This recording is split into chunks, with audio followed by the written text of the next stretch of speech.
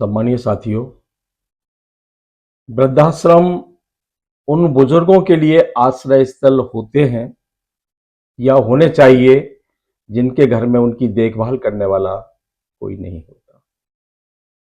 लेकिन विडंबना देखिए, और आज के समाज की यह कड़वी सच्चाई भी है कि बहुत सारे समर्थ बेटे भी अपने माता पिता को बोझ समझने लगते हैं और उन्हें उनकी इच्छा के विपरीत अपने स्वार्थ के लिए वृद्धाश्रम छोड़ आते हैं।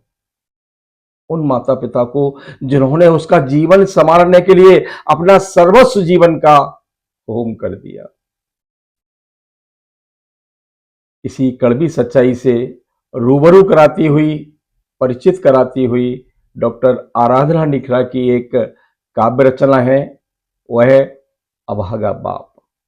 सुनिएगा। वह बूढ़ा बदनसीब बाप, वह बूढ़ा बदनसीब बाप अपनी कमजोर पड़ती नजर से आंखें गड़ाकर अवलोक रहा है वृद्धाश्रम के उस रास्ते को, बेचैन हो बिलोक रहा है जिस रास्ते उसका बेरहम बेटा जल्दी आऊंगा लेने कहकर उसे वृद्धाश्रम तक छोड़कर छूमंतर सा हो गया है। वह बूढ़ा बदनसीब बाप अपनी कमजोर पड़ती नजर से आंखें गड़ाकर अवलोक रहा है वृद्धाश्रम के उस रास्ते को, बेचैन हो बिलोक रहा है जिस रास्ते उसका बेरहम बेटा जल्दी आऊंगा लेने कहकर उसे वृद्धाश्रम तक छोड़कर छूमंतर सा हो गया है। पिता का दिल है, पिता का दिल है, बस दुआ मांग रहा है। नालायक बेटे की कुशलता मन ही मन चाह रहा है। पिता यह सब भूल गया, पिता यह सब भूल गया कैसे वृद्धाश्रम में उससे पहला गया। सारी संपत्ति बेटे ने हत्याई थी, सारी संपत्ति बेटे ने हत्याई थी। कितनी मेहनत से जोड़ी पाई थी। सोचता है ईश्वर ने अच्छा ही किया जो पत्नी को पहले ही बुला लिया। पत्नी गई, लगा था मानो उसका तो जीते जी जनाजा सा ही निकल गया, पर अब तो बेटे ने घर से ही निकाल दिया। जिस बेटे के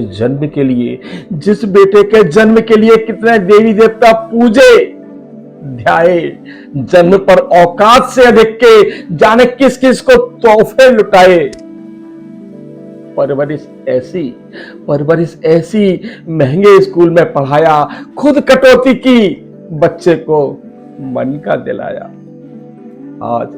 आज जीवन का वह हर बीता क्षण मानस पटल पर असहनीय दर्द ले आया।